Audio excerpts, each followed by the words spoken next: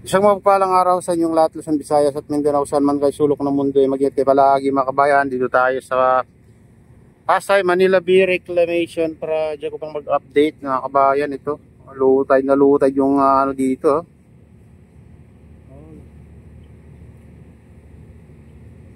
Dito banda mga kabayan, kita na yung buhangin at wala yung tubig.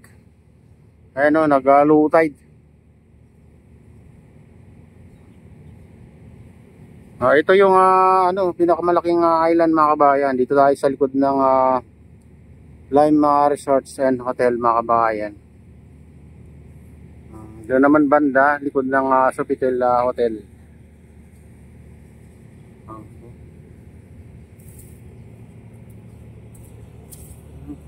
Wala pala ang tubig dito. Dito banda. Pero nakausad na yung crane mga kabayan. Saka yung dredging vessel doon. Andun na sa harapan. Kaya silipin natin mga kabayan.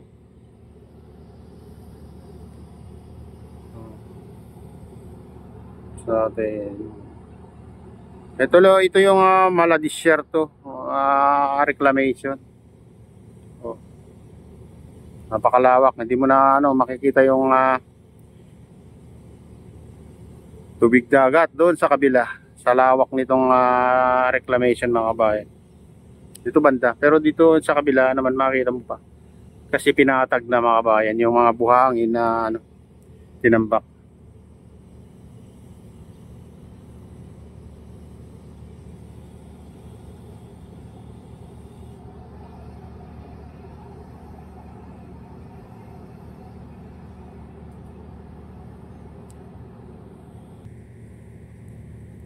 Ibig sabihin na ito, kulang pa sa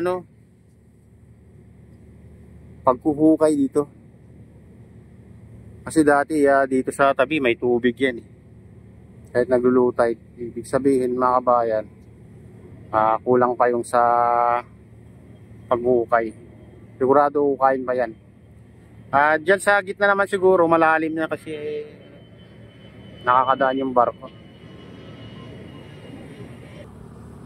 Kaya nakausad na mga kabayan, lampas na sa kalahati yung nahuhukay nila dito banda.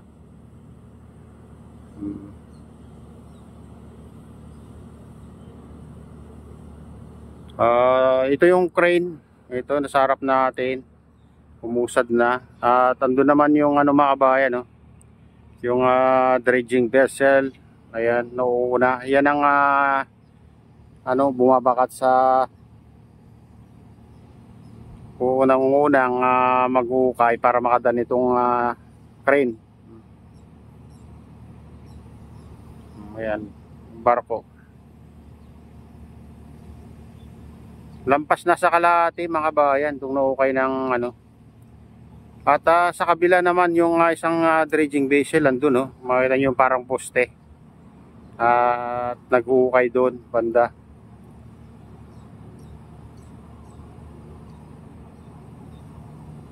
Siguro sasalubong dito para mas mabilis. Yan Ayan, sa kabila. Yung poste na yan mga kabayan, parang poste na yan. Dredging vessel sa kabila naman mga kabayan. Makikita mo lang doon sa kung nandun ka sa MOA. Ayan, pupunta tayo mamaya para silipin natin. Hindi pa nag-uumpisa itong dredging vessel na to o itong crane na to mga kabayan.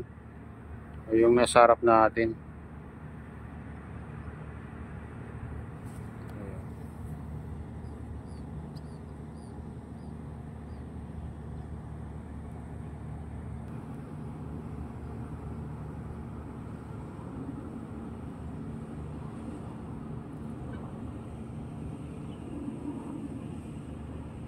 Nahukay na hanggang doon. Dito lang sa gilid ng seawall. Ayan, papunta doon sa MOA. Ayan.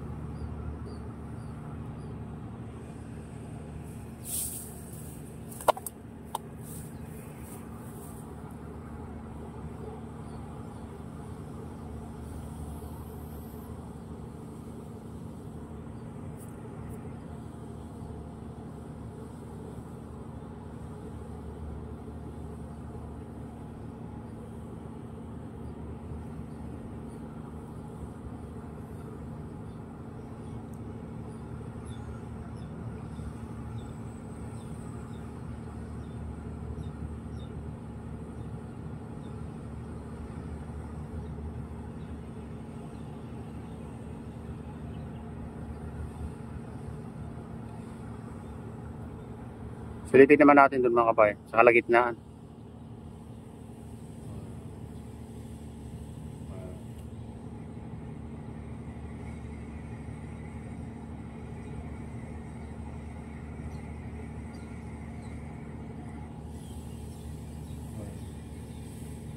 Medyo mapag, kaya ganyan ng kulay mga kabayan yung video natin. Mapag doon banda. Pero gumaganda na rin ng ano, ang klima mga kabayan. Lumiliwanag na rin yung kalangitan. Ayan, nagiging blue na rin dito.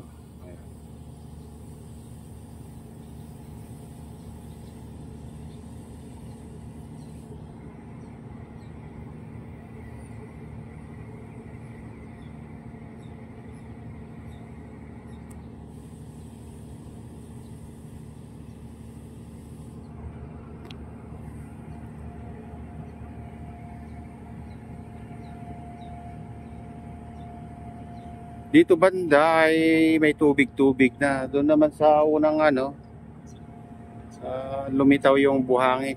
Ito nakikita rin na yung, nakikita yung buhangin dyan sa ilalim mga kabayan kasi ano, nag-low tide.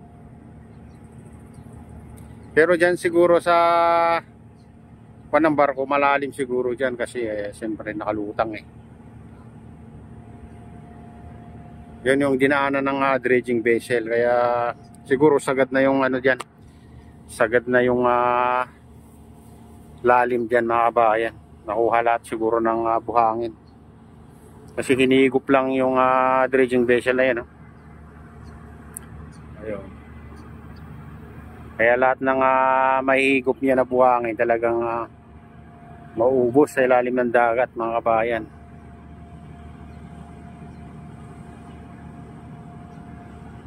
Pati latak kung may latak pa.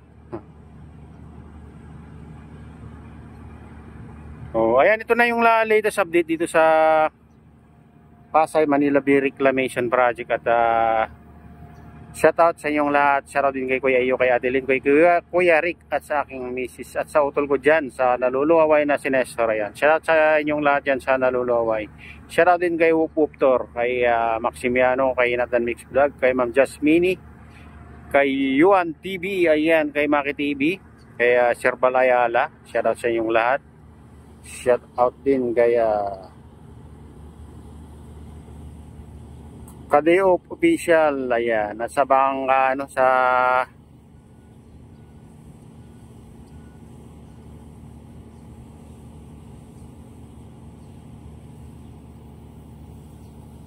lahat ng walang sawang sumusuporta. Shout out sa inyong lahat. At pagpalain na ng Diyos at ingat kayo palagi. God bless us.